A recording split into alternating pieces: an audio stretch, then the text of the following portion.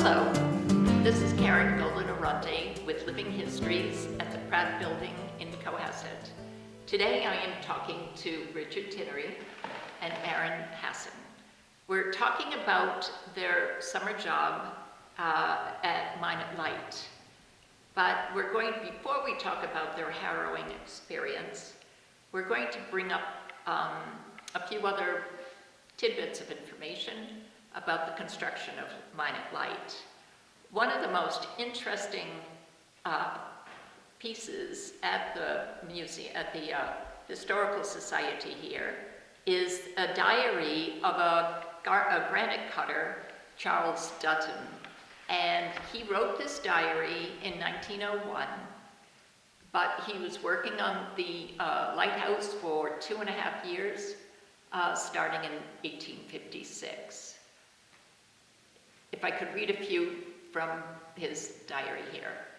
Our pay was $2.50 a day and 50 cents an hour extra for every hour we worked. There were 2 cutters at work during the winter, cutting gate posts and foundation stone. Other work needed a flight of steps cut out of a solid rock to assist in reaching the highest point on our island where we worked, and our observatory was built, where all of Massachusetts Bay was in view, but that is long since gone to decay. But the steps will remain as a mark of someone's handiwork. So this is very interesting because now we know where those steps came from, or when they came to be, that everyone is so familiar with. So from there, in 1988, the lighthouse was 128 years old, but it had experienced, at that point, it was inspected, and there was a lot of decay, and with first four top courses of the granite as well as the lantern, which was removed, and the lantern was flown out with a Huey helicopter, and then the 4 courses of the granite, 40 pieces weighing anywhere between 3,300 and 2,200 pounds, was removed. Now we have a lighthouse without a top, and you were contacted to one of the next steps. So could you tell us when you were contacted and why you were contacted? Well, it was July of 88? 88. And Jack Sylvia, who was the guy taking these guys back and forth, asked me if I wanted a job. This guy, Eric Peters from Gale Electric, needed help. And so I got Rick and my brother Jimmy, and we got on the crew. And we started in, going out every day. We had a 17-foot Zodiac that we had. And we did that some days, but when we needed it, supplies, Jackie would take us in the big boat and load up the lighthouse with everything we basically needed. And after that, we would go back and forth on our own a lot, But it was a crazy job. Our job was to redo the top courses of stones. They had already set 3 of them, and when we were hired, we had to set the top course. And then we flew out the bronze plates and landed those and worked those together.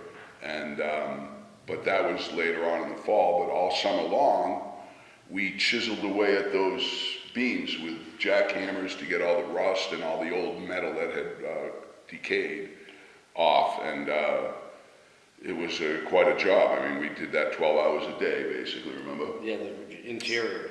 So what time did you leave to go and out? Well, it was at dawn. We'd get there at dawn and would work, and we were getting off at dark. In the summertime, it was many nights. It was dark as when we get off. We left into the fall. It's so when you got to the lighthouse, how did you get from the boat to the lighthouse, into the lighthouse? Well, when it was Jackie's boat, the big lobster boat, we would get on the bow of the boat, and we would jump from the bow to a rope ladder that was there, and then climb up to the bronze ladder that had been, there was a section that had been ripped off that they had to hang a rope. So it was really pretty hairy. And, Yeah, we were young and strong, we were able to do it. Okay. but it we weren't was, doing that. no. And then, but there was, we had to get all the equipment out there. So there were compressors and generators and cutting torch bottles and all that stuff that we had to, Yes. wait for a real calm day. And on a calm day, you could get the boat right to the base, and we had to come along and pulleys and everything, Pulleys out there. to get the stuff The up. ocean swells lifting the boat up and down next to the fixed structure. So, gauging that, trying to manipulate stuff from our boat to the lighthouse was Because really... you're getting yourself and compressors. It was and- hairy. I mean, we would get up there and we would just drop the lines, and Jackie would attach and we'd haul. And I can remember times when we were overweighted, and it was to the point where this torch, remember when we were trying to get that torch up there? Yeah. It was so heavy that we almost didn't make it. Mm. And it was, we really had to put the grit to it and get it in, because we knew we were in trouble. We did. And, And the platform we were worried about, yeah, that I we were mean- standing on. It was not it wasn't a real safe job. This guy was cutting corners, and we were at risk for sure. Well, what did he call you? Well, the Cohasset inspector. Yeah. And, He was from New Jersey, Yeah. his company, so they didn't have the same, OSHA approved. yeah, like, we didn't like working some of conditions. the way he was doing or things. even the care that we wanted to see taken in the lighthouse, For your lighthouse. for our Yeah. lighthouse that we grew up with, and we wanted to make sure it was right. And Aaron was the inspector. Yeah, but I had a lot of good jobs though. I mean, I ended up, like for example, I was able to make the new doors for the lighthouse. Tommy Dorr, remember the Jim, Mr. Dorr, the Jim guy? Oh, yeah. His nephew had a wood place, and I got all this wood from him, and I remade the doors. But the thing was, the guy was so cheap, he made me take the screws out of the old doors and reuse them into the new doors. All right, so. Corroded or? No, they were They bronze. were bronze screws, so they were Oh, pretty okay. top notch, but I removed all the screws, and I actually still have a door in my attic of when we were doing the job. I was living in Pembroke, and I still have the door there, which I'd like to, we So could donate is it. this a door at the top of Yeah, the the lighthouse? two doors that would open up, they were On on the pins, platform, on not the platform. They were Oh, 40 okay. feet above the water. But so I got to do that as a side job. And a matter of fact, the last day I worked for this guy, I was delivering those doors and making sure he paid me, because the day before we got off kind of in a rough way, to say the least. Okay, Rick had to spend an extra night there because So- it was. Because you were able to get off. I was able to get off. But it was so dangerous, he almost died, that we decided that we wouldn't try to evacuate, and we stayed an extra night. Well, it Well, we wasn't haven't your got decision. that far yet. I'm sorry. So we're going there next, well, in a bit. So now you're starting in, July, August, September, and then October comes around, like in the middle of the month, like It was, hurricane what season. happened was, now the guy is getting cheap, and he doesn't want to pay Jackie to go out, so he wants us to use the Zodiac more.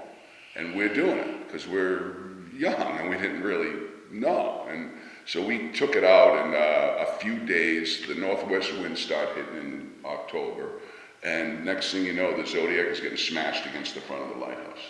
And we decide, my brother drops down into it to try to save the boat, and pushed it, and we let out line, and the boat went around the backside of the lighthouse. We could not pull that boat back, no matter how hard him and I tried. We could not get him was back stuck. to the bit front of the light. We dropped the line out the window, and Jimmy climbed up like Batman up the side of that thing to meet you pulling him. Yeah. So it got to the point where we weren't able to go back and forth anymore. So now he has the idea that we're going to spend the night. Yeah. We're going to go over a night, is what the deal was. For And- several nights. Yeah, and so we prepared. And And what were your preparations? What it was, I knew the storm was forecasted, but he didn't think it was going to be a big deal. But I knew that it was going to be pretty. I knew the potential was there for. We knew There's no top on the lighthouse. There was The no top. watchtower was not completed. Right. There was a The hole. stones were there though. So what we did is we put a tarp over the top and tied it down and put a plywood in the window and the door. And I told the guy that isn't going to fly because I said you have to put a tent on the inside of the building to divert the water as it comes in. And he said that I was just crazy and, didn't. So I looked at Rick and Jimmy and I said, all right, we're going down a couple levels. So we moved down a few levels, not to the bottom, but up just two. And And the night came. There's five. five levels. So they're above us. And we knew that day we went out, I prepared well though. I mean, I was the cook, so I made 3 gallons of lamb stew, 3 gallons of beef stew. I brought a canned ham. I had so much food, canned goods, bread. canned milk, and then gallons and gallons of water. And so I prepared well, and they didn't really prepare well. The guy had a generator and a microwave, and then He also brought a small freezer, you remember? I mean, it was He had just frozen crazy. food and diesel fuel to run the generator to power everything. We brought food that was staple, that would last. Right. In And- big Tupperware containers, and it was cool out too. So Yeah, so we didn't need much refrigeration, but so we prepared well. And then as we arrived that day, all the windows were out of this lighthouse. So we had to batten down the hatches, basically. We took the plexiglass and we installed it all into all the windows all the way up, which if we hadn't got that done, No, we would have been screwed. we really would have been. And so we battened down the hatches. I tell him he's got to put a tent on the inside. He disagrees. We moved on. And that night, about 3 a.m, this storm hit. And it sounded like 10 guys with sledgehammers up there. The noise that was coming out of that top of that lighthouse was, and first From the wind. well, the Tarp. door blew out, then the window blew out, and then the tarp shredded into just shards. And the noise, I'd never heard sound. It didn't sound human. No, It was like but it was. Did the lighthouse move at Oh all? no, it wasn't. I felt shaking. It shook. What you were feeling was a reverberation of like the next morning, and that night. I mean, the sound was scary, and all we did. We moved our cots to the center because our feet were getting a little wet because the water started to come in. And Well, can you remind, what's the diameter? it's a 16-foot diameter on the inside, Okay. 16-foot room. So Tapers as we had 3 cots and we put our heads in the center so that we were all kind of head to head. The 3 of us, yeah. 3 of us. Yeah, we And were our stuck feet together. were getting a little wet, but we dried in the morning. But that next morning, I made coffee. And I'm looking at my coffee, and it just is shuddering to every time the wave would impact the lighthouse, the coffee would It tremble. felt like every 7th wave there was Was just a a- rock like the size of a Volkswagen. Yes, slamming things were against being it. picked up And the then size the of whole it. place would just shake. But what we figured is that it was just rocks that were the size of everything in this room. I mean, things are being picked up and slammed against Slammed the against base. it, yes. And it is this concussion is going through True. the whole lighthouse. I mean, it was From the feeling base of up. it was insanity. And You could feel it. yeah, it was scary. And this guy, he'd never seen this happen. We were Rick used and to it. Jimmy and I Yeah. had, we'd seen Minot Light go through all this, so I wasn't scared. I just was concerned about the fact that I knew if any of us got injured, and I told this dude, I said, if any of you guys get hurt, the Coast Guard ain't getting us out of here. No one's We getting are, yeah. we're stuck, and no matter what happens to us, so please don't get injured. And it just was that day we worked like dogs, and finally the night comes, and it is, we cook up our lamb stew and our beef stew, and those poor guys, they were above us. So we had a little cook stove that we were cooking this Smelled delicious delicious. food. And these poor guys are starving up there. And that went on for 2 days. We're into the 3rd day now. And it's calmed down a little bit. but not enough where we're going to be able to evacuate. But it was so cool because that day was when the waves would hit the lighthouse and a cocoon would form. The whole lighthouse would be encompassed in water, and Rick and I would be out on the landing, and you'd be able to see through like 8 feet of water. And it was sunny, so there were rainbows coming. Yeah, the mist. This was the day after the storm. A rainbow would form after every wave. And it would because envelop, of the mist. come from behind. And you'd feel the over air the lighthouse. getting sucked out of the lighthouse. And then the white water looking in. Oh, it was As insanity. far as you could see, it was just White water. white water, and it's a view that nobody can ever witness. Yeah, not many unless people you're have on seen. that Right, lighthouse. not many people have seen that. Because you're not going to be in a ship looking. I mean, in you it. wouldn't even have survived. I mean, if you fell in that water, you would have broke your neck just because of it was like a washing machine. I've never seen turbulence that crazy. Like you said, white water from the lighthouse to shore. Amazing. It was just insanity. Yeah, never. And you couldn't ever witness that. Yeah, it was. Ever. Because you'd see it coming in from the shore. So It's a now different this view. guy, he's getting a little scared, I think, because he realizes we ain't getting out of there, and they're running out of food. And so the next day, we work that next day, and it's calming down enough where he thinks we're gonna now, he doesn't say anything to us. It's now 4 o'clock, he says, we're gonna evacuate. And he calls Jackie, has Jackie come out. And we think it's calm enough, and it basically was, you know. No, But, it wasn't. well, it was still rough, but it wasn't what it was. And so what we did is I took a gas can, tied a rope to it, and I floated that gas can out to Jackie, because they had towed the 17-foot Zodiac with them. So they tie on the boat to this gas can, and They were in a lobster boat. yeah, Jackie's 25-foot boat. And so him and his father, Jack Sylvia Sr. and Jr. And so I get the boat, we pull it to the base, and we decide that I'm gonna go first, because I think he put me first because he knew Jackie was never gonna let me die, basically. All right. And so, you know, I get ready to go. You had the suit, the life suit, that's a full body. Yeah, it was a old shitty Mustang suit, sorry about the language, but it was like, Coast I Guard put crew. that on thinking I better put something on, but I didn't know if it was gonna float me or not. I mean, it was just like. It was a little small for you, if I Yeah, it was not really a good one, but thank God I had it though. Nothing. Thank God I had it. Your brother because and I were on the. They were on the landing Up 40 40 feet feet up. They swing me by rope over the boat and then drop me into this thing, Into into the the Zodiac. Zodiac. Not the big boat, the little. And I look up, I take the line off me, and I look forward, and there is a rogue wave that I just, you know, and it's a 25-footer. It is up to the, you know, and I say to my brother, Jimmy, a big wave coming. And he says, hang on, and I dive to the bow of the boat to try to keep the bow down. And next thing I know, I'm in the water. And it flipped end to end. From the bow, completely over. And I pop up out of the water, and the first thing that comes into my mind, though, which was weird, is that's the oddest sight I've ever seen, because there's the engine sticking up. And I swim over to it, and I grab the ropes, because it's a skin diving boat, but the second wave hits me right in the face and knocks me now.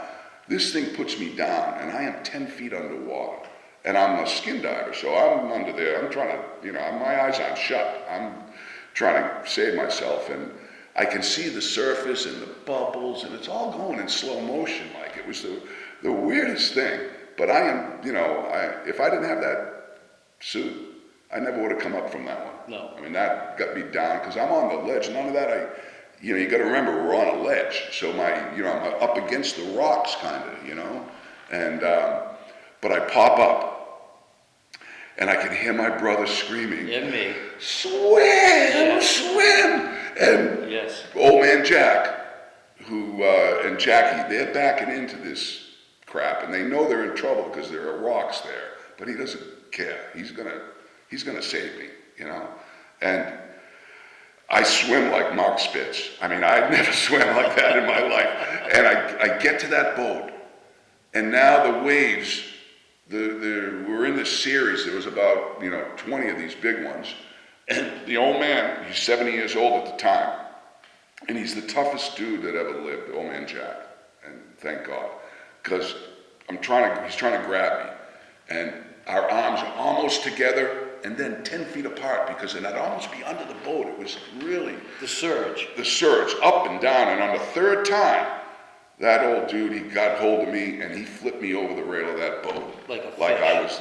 Like I didn't weigh a pound. Like a codfish. And I just, you know, I'd never been so happy in my life to be on something solid. And the sun was setting. I kissed the deck of that boat, and then Jackie cuts the line, Yeah, and cut it. he started steaming away, and Eric, the owner, is screaming like he wanted us to continue. Yeah. And Jackie didn't even look at him or talk to him. No, he just nothing. waved. I mean, he just, you know, that was it. And we knew that they were We're safe. They were safe. They also had the canned ham that we hadn't opened.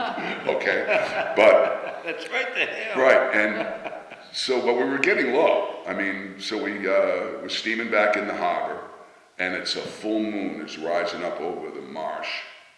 It was just eerie, and old man Jack puts his arm around me and says to me, "Do you know that my best friend, he had drowned 6 years to the day.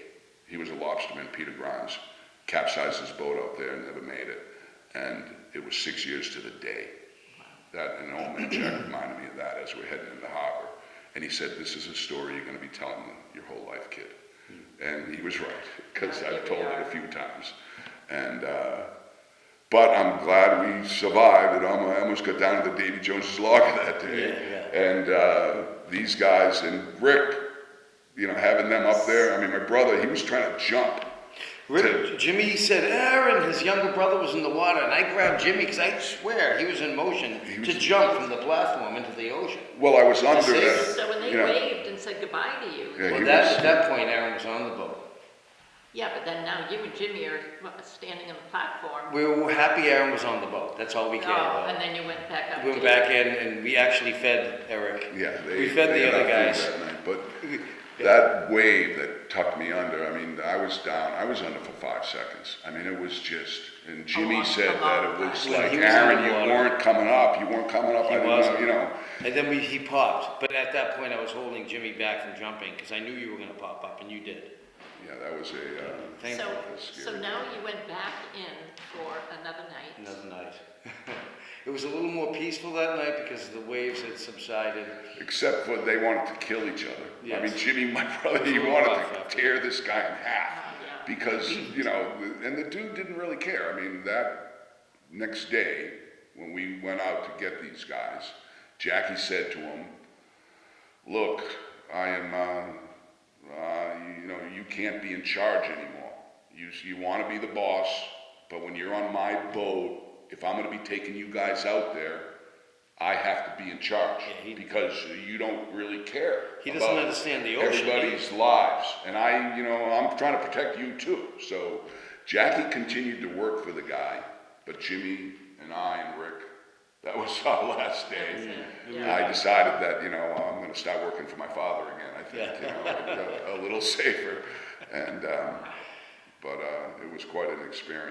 We wanted the experience because it was, who else gets the opportunity to do something like this? Right. And we were all in construction. So Yeah, I mean, it was right up our amazing. alley, and I mean, just to sit at that light, and I remember one day when we were working, I look off and there's this 6-foot striper. He was just there, and all day long he worked the rock. He would be rising up the fish, and the next day I bring my rod, and I'm thinking, what are you gonna do? You're 40 feet up on this platform. How are you gonna, you know? So that didn't really pan out too good. No. But it was the view and seeing the sights, and that, you know, I mean. So what's pretty amazing in reading Charles Dutton's diary here, but also what they wore in those rough weathers of, even though they were in,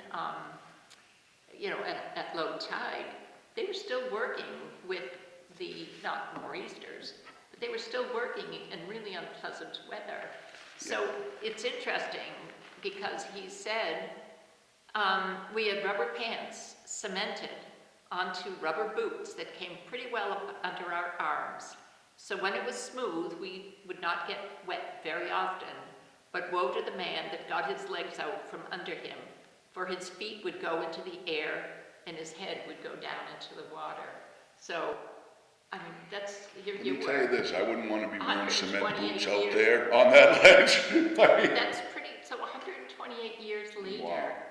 here you are, floundering around in the same neighborhood. His feet went out from under him for sure. Yeah, that's for sure. I mean, that was That boat flipped like End it to was end. a toy. yeah, that was Yeah, We knew the power of the ocean, and we knew the power of the northeasters, how they come into Cohasset. And this guy didn't. He's from New Jersey, so he didn't have the same respect for no, the ocean. he that didn't we did. understand it. No. We well, were, he was certainly a seasoned lighthouse renovator, but not, how many lighthouses are in the middle of the ocean? that's what it is. He It's was, unique he had done location. other jobs, and Jackie had worked for him down in other New York and other lighthouses that they had done.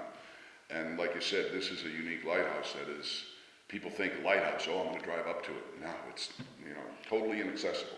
It's how far off the Well, 2 miles off Cohasset. so it's And a mile freestanding after, yeah. alone. So now, when you look back at your childhood, coming here, so your parents both came here, and you grew up here, and, you looked at the lighthouse, it was really kind of a beacon or an anchor. It was like a magnet is what it was. Yeah. Because to me, I was drawn to that like a magnet. I mean, I saw that and all I wanted to do was be down the harbor, be out lobster fishing, be striper fishing, skin diving, anything to do with the ocean is what I wanted to do because this town, it was just a draw. And as a kid, going down there and seeing, the tunas and all the fish that got caught and just Lobsters. the action, and it was just exciting. And then, old man Jack, he was a skin diver. He was one of the first skin divers there were. Those dudes did it when it was the Jacques Cousteau sent them mail order. So they didn't, understand what they were getting really. But I would, I was out actually on one of the last dives with him, and he would, it was scary with that old dude, but it was just going out with those guys and seeing what is out there and underwater, and there's so much life out there. And then I realized it was so dangerous in doing trying to get out there in the deep ocean. So what I did is I made Little Harbor like my refuge. So, because I could dive Little Harbor by myself, because you could drive up to the bridge and you could enter there, and so I bet I burned off 1,000 tanks in Little Harbor. Wow. So did you bring your Zodiac out there, or you? Oh no, I would just That's from just shore. from shore. You're talking about the lighthouse. He's talking about inshore. Right. So Yeah, you Little just- Harbor was just. You just walked in. Yeah, you can. The thing about Little Harbor is it's accessible, so that but people didn't realize the life in there. I would go in Little Harbor and I would get 25 lobsters every time I dove, and I would get as many flounders as I wanted. I mean, I would have bags of flounders that I would, friends would come by and I'd be filleting fish down the bridge with people. And Cohasset had a lot to offer that I noticed not a lot of my kids, my peers took advantage of. I was, one of the only ones down there striper fishing and I was diving. with you quite a few times. You were, but as far as the way I harvested Little Harbor, I mean, no one did that. I mean, I used that as like my food source. So what did you do with all these lobsters and fish? That was just, there were times when we were, We'd eat them every we day. were living up at my house in Cohasset.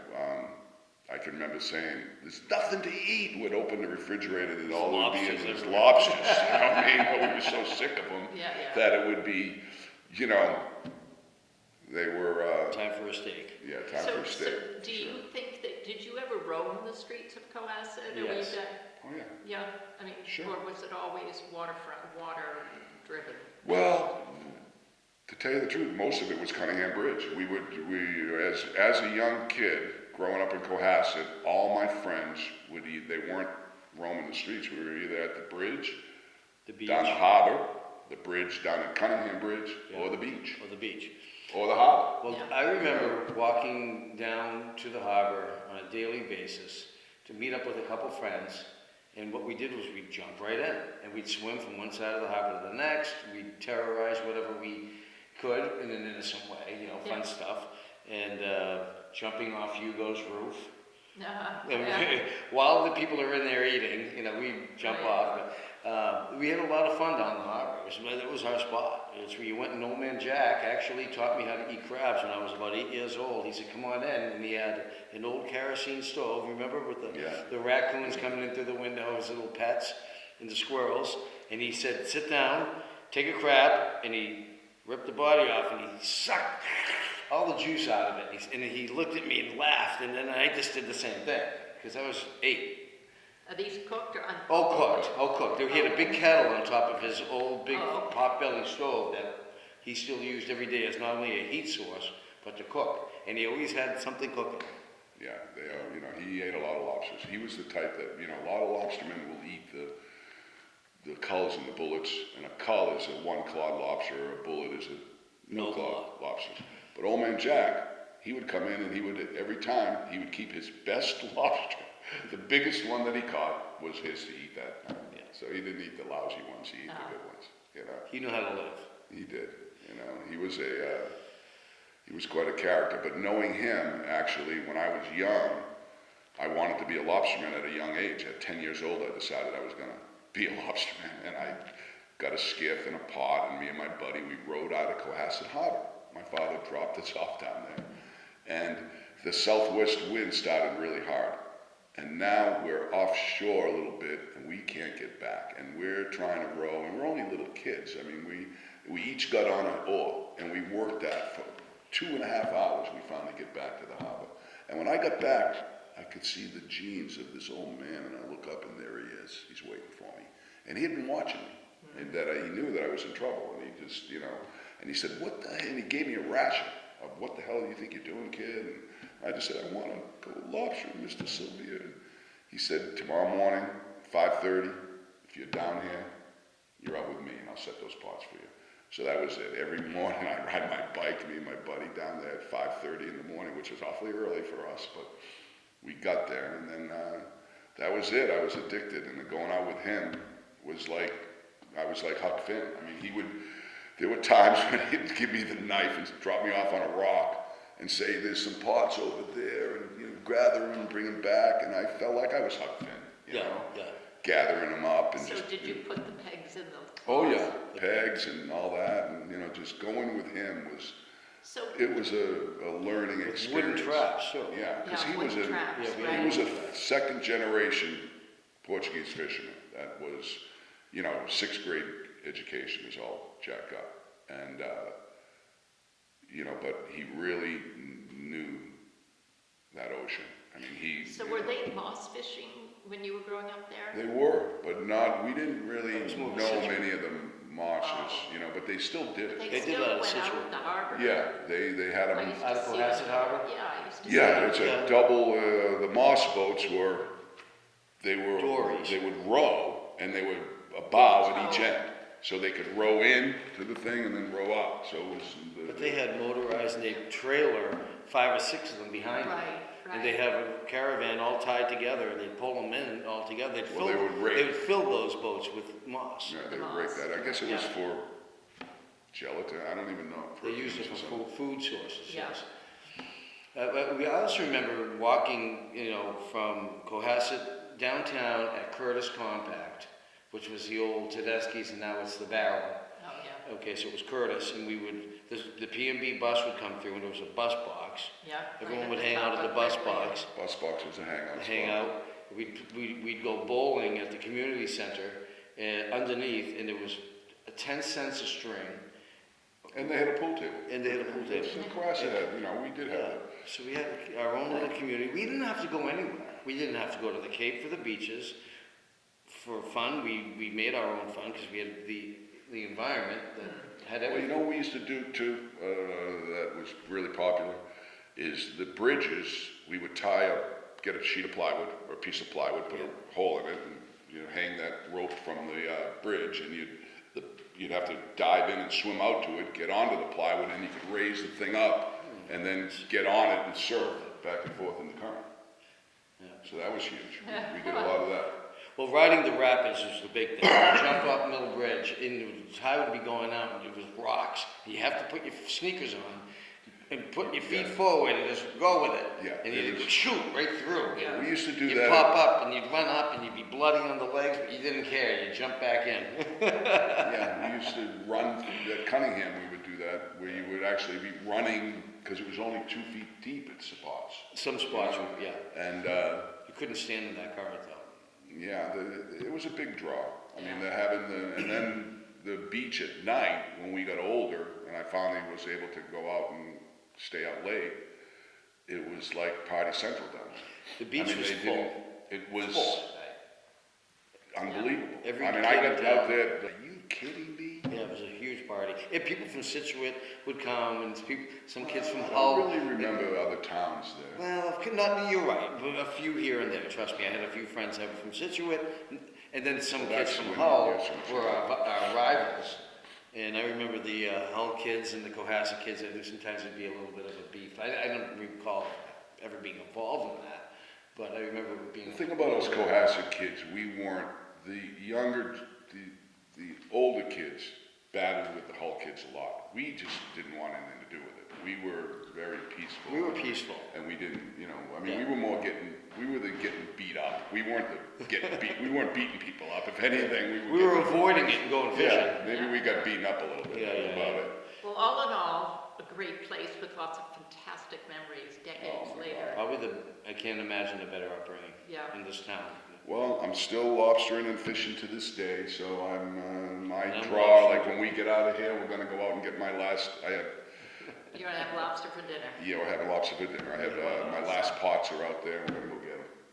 Well, Richard, Aaron, I have to tell you, this has been such a joy to just listen to your story, which is amazing and fun, but also researching further and to find a man's diary That is of the amazing. time, and really you were following in his footsteps with being in that lighthouse. That's really, We're honored. yeah. Yeah, Pretty fun but to be stuff. in that category with those dudes, I mean, I gotta say, that's kind of why I did want the job, is I knew I that did it was too. gonna Yeah, right. be unique and be Now you're able gonna to have say, to write your diary so it Yeah. can stay here in the Well, historical Aaron got society. hired first, and he brought me on. And he said, how often do you get to work on Minot's Light? Let's go. Right. We were very close and good friends. and we did hundreds and hundreds and hundreds and hundreds of hours out there. I mean, it was Yeah. just, an honor to be able to sit out there and watch our friends, some of our friends would be boating by, Be waving to us, yeah. and, so it was Cool. an experience of a It lifetime was for fun. sure. We had a great time. I'm glad I survived it, that's all. Well, I am glad Yeah, I'm too. I'm glad, Richard, that you reached out and that we were able to get together and record this. So we might not have a written diary as old as 1901, but we surely have this recording Well, Thank you for having posterity. us. Thanks for So, asking. anyway. Appreciate doing it. Thank you very much for watching Living History. We'll see you again soon. Bye now. Thank you.